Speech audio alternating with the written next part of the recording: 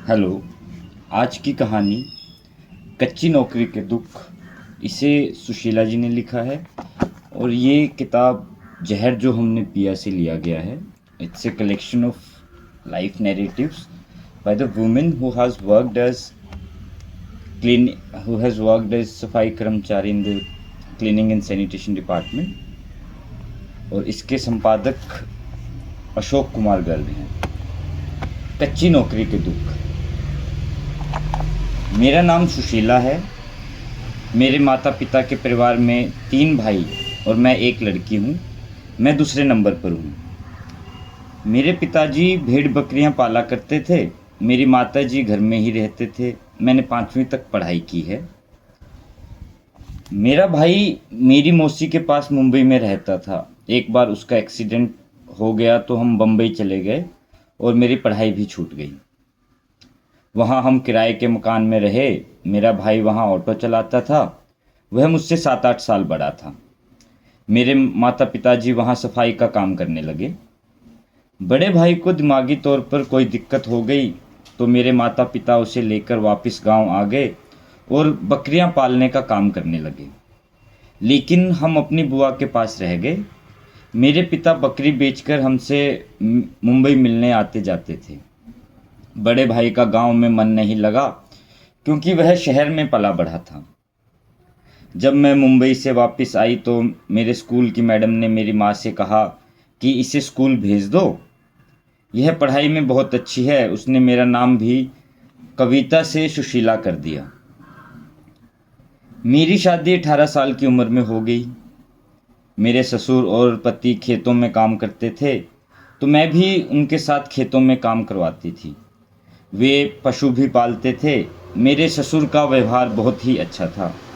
वह फसल बेचकर सारा पैसा मुझे ही दे देते थे और ज़रूरत पड़ने पर लेते थे। वो कभी भी त्योहार पर कोई भी खाने पीने की चीज़ बनवाते तो सबसे पहले हमें देते थे और कहते थे कि तुम चूल्हे के पास बैठकर भी खा सकते हो, लेकिन बहुओं की बारी कब आएगी। जब मेरी जब मेरी बेटी छोटी थी और मुझे घर का काम भी करना पड़ता था, मेरे ससुर कहते कि मेरी पोती को मेरे पास छोड़ दे और तू घर का काम कर। वे हमारे काम में बहुत सहयोग करते थे। हमारी छोटी छोटी बातों पर ध्यान रखते थे। हमारी छोटी छोटी बातों का ध्यान रखते थे। हमने दोनों देवरों की शादी कर दी और देवरानी ऐसी आई जो काम भी नहीं करती थी, इसलिए अलग होना पड़ा। मेरे पति गांव में सफाई कर्मचारी थे और मुझे भी सफाई का काम मिल गया। जब मैंने सफाई का काम शुरू किया तब मेरे बच्चे बहुत छोटे थे और मैंने कभी झाड़ू का काम नहीं किया था, इसलिए अजीब लगता था और मुझे पढ़ाई याद आती थी कि अगर मैं पढ़ लेती तो कोई अच्छी नौकरी ज़रूर मिल जाती। इसके बाद हम दोनों नगर निगम में ठेके पर सफाई के काम पर 8100 रुपये 8100 रुपीज़ महीना तनख्वाह पर लग गए। ठेकेदार हमें कभी भी पूरी तनख्वाह नहीं देता था। उसने उसने हम सब कर्मचारियों को नए बैंक खाते खुलवाने के लिए कहा तो हमने कहा कि हमारा तो पहले से ही बैंक में खाता है। उसने कहा कि पुराने खाते में तनख्वाह नहीं आएगी। इस तरह उसने बैंक में हमारे नए खाते खुलवा दिए और बैंक वालों से मिलकर एटीएम बनवाकर अपने पास रख लिए। इस तरह वह हमारे खाते में से पैसे निकलवाता लेता और हमें कम पैसा मिलता। जब हमें इस बारे में पता चला तो मैं और मेरी एक साथी सफाई कर्मचारी इसकी शिकायत करने के लिए नगर निगम ऑफिस गए, लेकिन हमारी कोई सुनवाई नहीं हुई। हमें तो ये भी नहीं पता था कि हम इसकी शिकायत कहाँ करनी है। हमारी तनख्वाह में से पीएफ का पैसा पूरा काट लिया जाता था, लेकिन ठेकेदार ने हमारा कभी भी पूरा पीएफ जमा नहीं करवाया। मैं कभी घर से बाहर नहीं निकली थी और मुझे बाहर के बारे में कुछ भी नहीं पता था, लेकिन जब काम करने के लिए बाहर जाना शुरू किया तो दुनियादारी का पता चला। मेरी ड्यूटी कैंट एरिया में है। वहाँ के लोग हमारी बहुत मदद करते हैं, चाय की पानी की पूछते हैं। वे हमारे साथ किसी प्रकार का भेदभाव नहीं करते तथा उनके बच्चे भी हमारी उतनी ही इज्जत करते हैं। एक बार एक आदमी की बाइक खराब हो गई थी और वह दुकान में ठीक करवा रहा था। एक सफाई कर्मचारी झाड़ू लगा रही थी तो उसे धमकाकर बोला कि धूल उड़ रही है।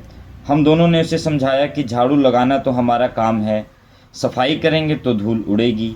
अगर तुम्हें दिक्कत है तो थोड़ी दूर चले जाओ, बाद में आ जाना। अगर सफाई नहीं करेंगे तो तुम्हारे जैसे लोग ही शिकायत भी करेंगे। मेरे पति में किसी भी नशे की आदत नहीं है, उनका व्यवहार बहुत अच्छा है। मेरे पड़ोस में मेरी चाची थी, वो भी बहुत अच्छी थी।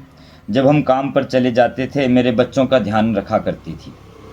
अगर कभी मेरी तबीयत खराब हो जाती तो मेरे पति घर के काम में मदद करते। मकान बनाने के लिए हमने कर्ज लिया ताकि दोनों बेटों को मकान बनाकर दे दें। मेरी बेटी भी बड़ी हो रही है, उसकी शादी भी तो करनी है।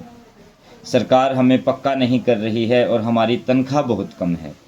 पक्के कर्मचारी को तो सारी सुविधाएं हैं, उनकी तनख्वाह भी हमसे बहुत ज़्यादा है, जबकि काम हम भी उनके बराबर ही कर रहे हैं।